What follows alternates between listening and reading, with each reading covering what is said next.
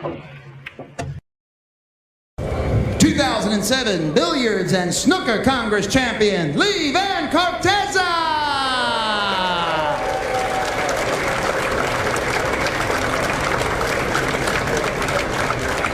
1990s Player of the Decade, 2006 International Champion of Champion, Johnny Archer.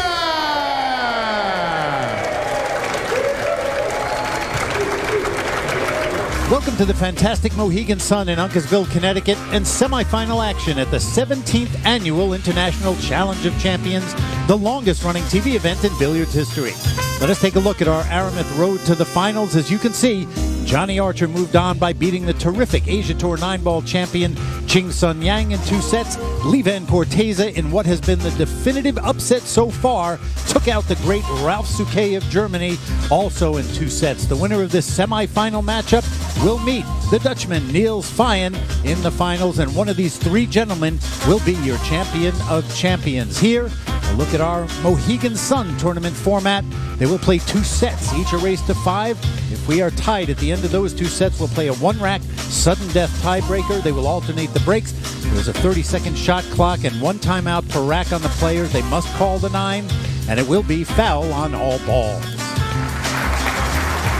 And here we are inside the Wolf Den in what has become an incredibly familiar scene to those of you who love championship 9-ball. Uncasville, Connecticut, the site, and at the table, ready to break, having won the lag for that right, Lee Van Corteza of Manila in the Philippines. Let's look at our Oldhausen player profiles. You may not be familiar with him. They call him Van Van. He's the 2007 Philippine national champion, and he can play. And of course, this familiar face needs no introduction. I'll give it to you anyway. The defending champion, the Scorpion, 10-time player of the year, Johnny Archer, and he would like to be the first player in the 17-year history to win this back-to-back. Alan? Yes, we got the break, and he made the 1 ball on the side, and there's the 2 ball, and the cue ball almost scratched, but it did not, and he will be forced to push out. And this is a very difficult push out because the 2 ball is so close to the corner pocket, so he's almost going to push out for a safety. And probably Johnny will take it too. Looks like he's going to hit the 9 and try to stop the cue ball right about there. And that's absolutely perfect. And what he's forcing Johnny to do is go to the back rail here. When I get another shot of it, I'll show you. Johnny will come to the table and look at it from this angle, but he'll come behind the ball, and there you see right there, he can't make the 2 ball directly. So now what I would say he's going to do is hit behind it and kick the 2 ball away from there and stop the cue ball right there.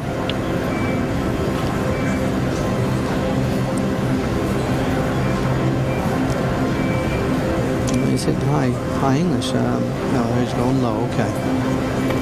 There it is. Perfect. Slow down. And as you can see, the cue ball stopped right there. And here's the 2 ball down table. And there's the 3 for position next. If he can see the 2 and make it, he will shoot it and try to come back down table for the 3 ball. And it looks like Johnny hit it a little bit too hard to where the 2 ball came out and gave a shot. Oh, no, he did not. He hit it perfect. There it is. The 5 ball is in the way. So that'll force either a massé shot, a jump shot, and that's what it looks like. We're going to see a jump shot, folks.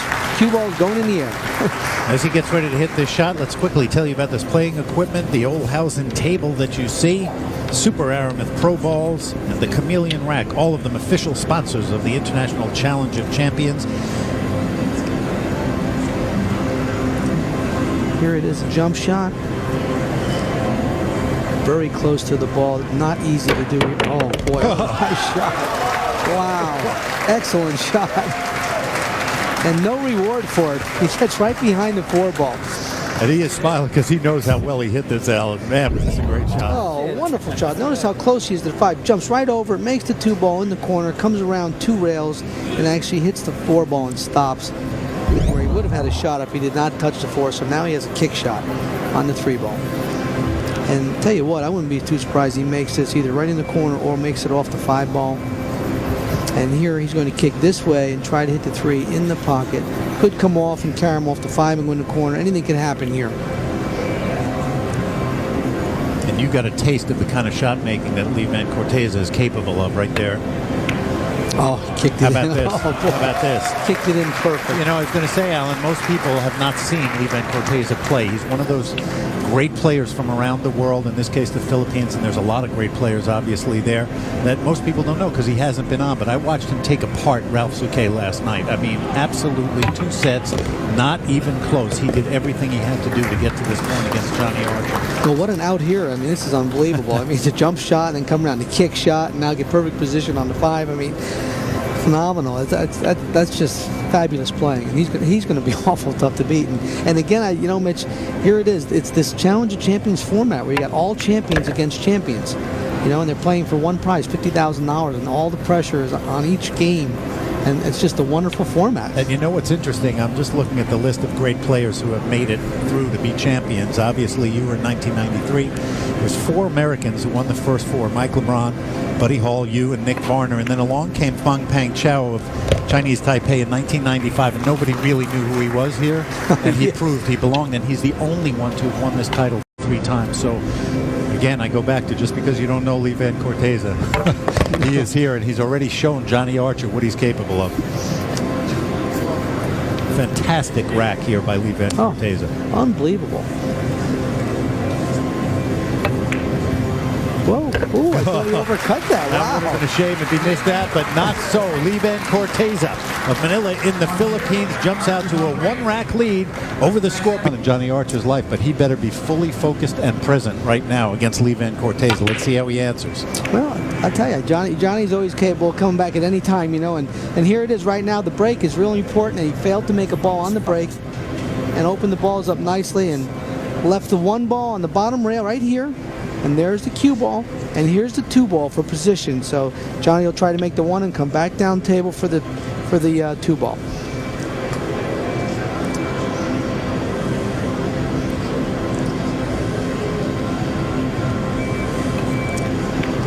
And he overcut it. Oh. Well, that's a nice opportunity for Johnny to come back to the table. And I think a little bit of the nerve setting in right here. And here's just a little mistake. He overcuts the 1 ball just by about 1/4 of an inch. And Johnny will come back to the table actually with no shot. I mean, there's the 1 ball and there's the cue ball. He really doesn't have a shot. But he can play safety. And it's better than sitting in a chair and watching your opponent run out. And he'll send the 1 ball to up by the 4 ball and the cue ball over on the side rail. And actually did not snooker the 1 ball, but not an easy safety right here. He may just hit the 1 into the 4 and bring the cue ball back where it is, Mitch, which I like that shot. I think that's a pretty good shot. And as you can see right there, cutting the 1 ball thin and bringing the cue ball back behind the 5. No, he's bringing the cue ball down table, it looks like. There it is. He's taking the 1 ball bank. And did he make it? No. And boy, that was an excellent try. You know, it didn't look like he could get that close with the 1 ball. And didn't, and look at the shape he would have had on the 2L. Yeah, well, look where the cue ball is. I mean, he's perfect on the 2. You're right, Mitch. Very good point there. And now here's the 1 ball. I don't even know if he can hit it. If he can hit it, he'll try to hit the 1 very thin and bring the cue ball back down table. Only about an 18-foot shot. But here's Johnny's real first chance to make a statement here against Livan Corteza. This is so difficult to get position here, Mitch. And boy, he came back to the side there. Okay. Okay, well executed there. Beautiful work. As Johnny makes this play in the 2, we'll mention a few other great official sponsors. Q-Tech Cues, Simonis Billiard Cloth, and Ozone Billiards. You start mentioning, yeah, John, you know, Mitch, you mentioned Simonis cloth. You know, the 860 Simonis cloth, probably the finest cloth we ever played. The pros just love it, and that's really enjoyable playing on a cloth that plays so true.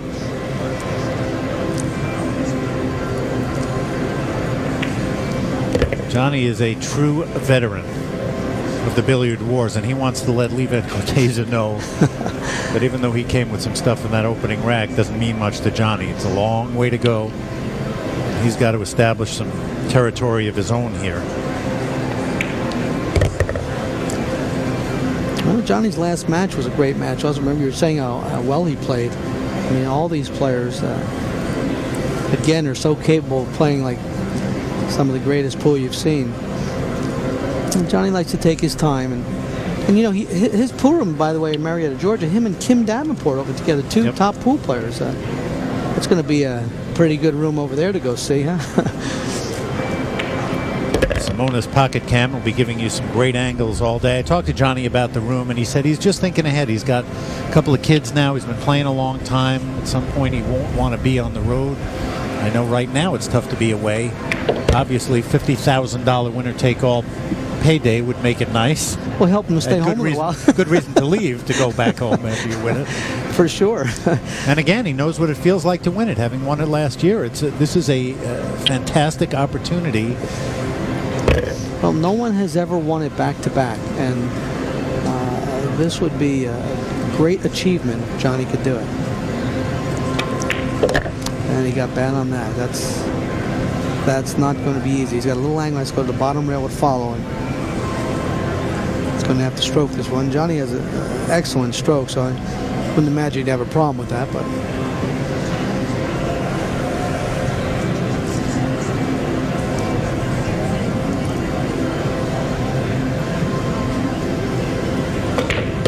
no, well done. I mean, look how easy he did that. That was well executed right there. And it's got to make him feel good. You want to start out making some shots as Levan Corteza did, and now Johnny has answered in kind. After he got his chance, he made the most of it. The Scorpion on the board here in the first set. Both players with an early rack trying to get to 5. And here's a good look at the trophy that will be presented to our champion of champions. A look at two of our terrific official products here at the Challenge of Champions, the Chameleon Rack and Super Aramith Pro Balls.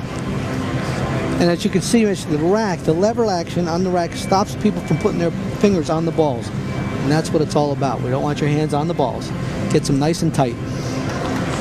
Good work by Frank Del Pizio, Johnny Archer at the table, and I know Johnny would like to have had rack 3 in his column, but not to be. Levan Corteza with a 2-1 lead.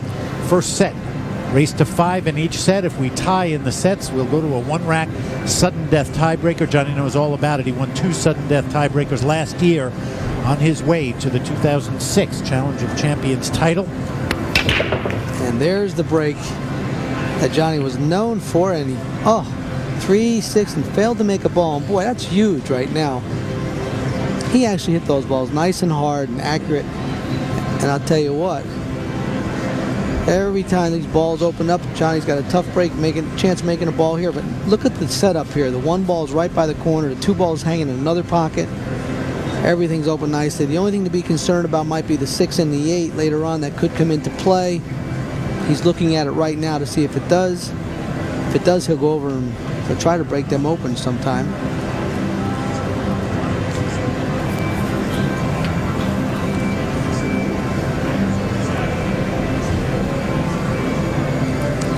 Cue ball toward the center of the table.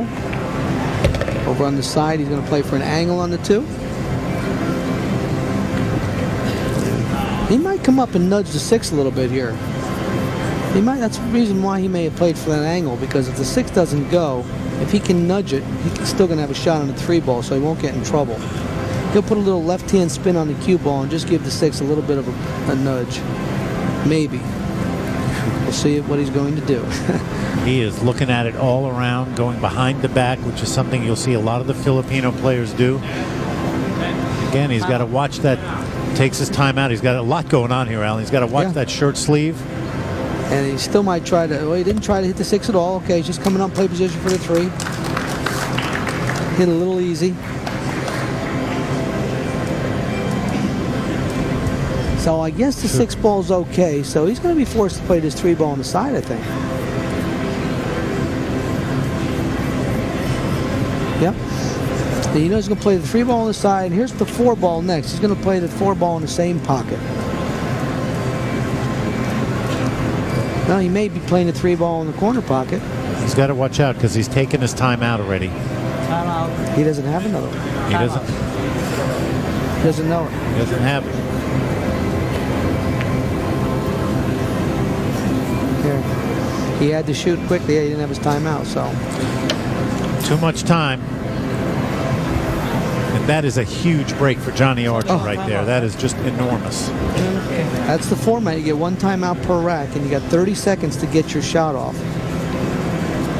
Seems like 30 seconds wouldn't be enough, but he didn't have to really look at it that long. No, he should just roll to 3 and play position like he did on the 4. You know, Johnny's going to draw back here. This is not too easy to do either. He's got to be very careful he doesn't touch that 4 ball. Okay.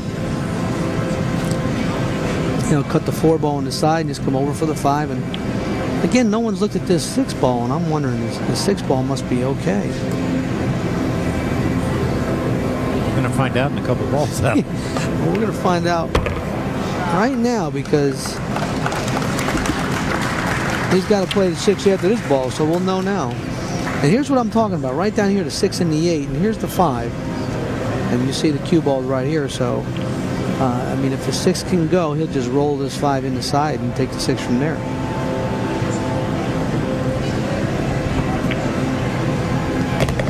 There it is. So he's going to cut the 6 in the corner. That's something we really look forward to doing from here, to tell you the truth. And then hold the cue ball up for the 7 ball, unless he hits it hard and just comes up and hits the 8 ball and keeps the cue ball there. This is a long, tough shot. And the ball being the green color, it's a tough ball to focus in and where to hit it. Stitching. Timeout. Johnny took his timeout, and I don't blame him because this is really important, this shot. If he hits the 8, the cue ball is not going to go nowhere. Probably just stop there. There it is. He didn't hit the 8. Tell you what.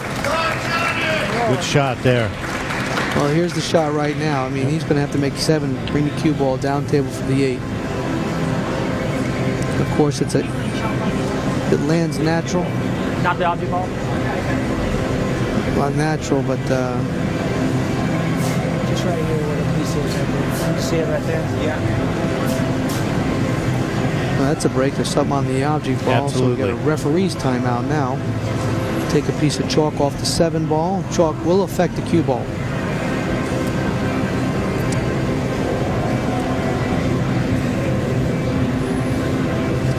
Still there.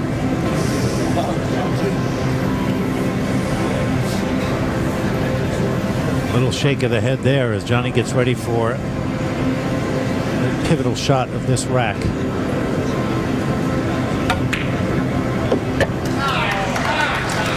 Pocket speed there, and he's going to have some angle on that 8.